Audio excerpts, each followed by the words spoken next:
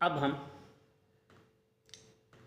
इन regional party और national party का एक स्टेट वाइज जायज़ा लेते हैं। तो हम पाते हैं कि जिन जिन पार्टियों ने बीजेपी का हुकूमत में साथ लिया या उनके साथ हुकूमत में शामिल हुए,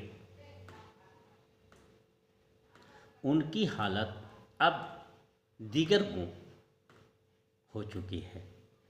या तो वो मरने के कगार पर हैं या वो पार्टियां बिल्कुल मर चुकी हैं, निस्तो नाबूद हो चुकी हैं। मिसाल के तौर पर पंजाब में अकाली दल का अब नाम लेने वाला नहीं है। हरियाणा में चौटाला की पार्टी INLD, इसी तरीके से कर्नाटक में JDS एक दो सीट पर निपट कर रह गई है। तमिलनाडु में AIADMK, तेलंगाना में राजशेखर रेड्डी राव की पार्टी, महाराष्ट्र में शिवसेना और उड़ीसा में BJD। अब आप खुद गौर कर लें किन पार्टियों की हालत कैसी है। क्या मैं यहाँ पे गलत हूँ? इस वक्त बीजेपी के सीनियर लीडर मोदी सरकार के साथ महाराष्ट्र की दो पार्टियां शिंदे ग्रुप, शिवसेना और अजीत पवार की NCP है, जबकि बिहार में जदयू है, तेलंगाना की TDP मोदी हुकूमत के साथ है। लेकिन इन चारों पार्टियों का मोदी हुकूमत में कोई औकात नहीं है। ना उनसे पूछा जाता है, ना उनके सलाह मशवरा से कोई काम होता है। जब चाहा, जिसको चाहा, जहाँ चाहा भेज दिया, ले लिया, उठा दिया, पकड़ा दिया, भगा दिया। चिराग पासवान तो अपने आप को मोदी का हनुमान, बीजेपी का हनुमान मानते थे, लेकिन अब उनकी भी वही पोजीशन है। मोदी के किसी भी फैसले के वक्त इन पार्टियों को पूछा तक नहीं जाता। गौर कीजिएगा मेरी बातों पे,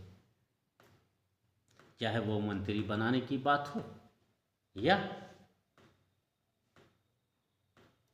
मिनिस्टर या गवर्नर या कुछ भी।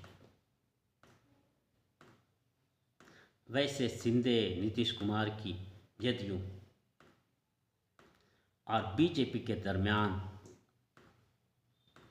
इतना ज़्यादा उथल पथल है कि कभी भी इनके रिश्ते ख़राब हो सकते हैं, कभी भी ये नीतीश कुमार NDA से बाहर जा सकते हैं। बल्कि ये तो आम बात है, मशहूर है कि शाह जी, अमित शाह जी भाजपा के चाणक्य जदयू को खा जाने के चक्कर में लगे हुए हैं। वहीं नीतीश कुमार बीजेपी को डुबोने के चक्कर में। अब वक्त आने पर नीतीश कुमार और नायडू ये तो सोचते हैं कि मुसलमानों के बलबूते हुकूमत बना लें, लेकिन वक्त का मामला आ जाए या मुसलमानों के किसी भी फैसले के लिए सपोर्ट के लिए बात आ जाए तो वो ऐसे अपने आप को दूरी इख्तियार करते हैं जैसे कभी उनका मुसलमानों से कोई रिश्ता ही नहीं रहा।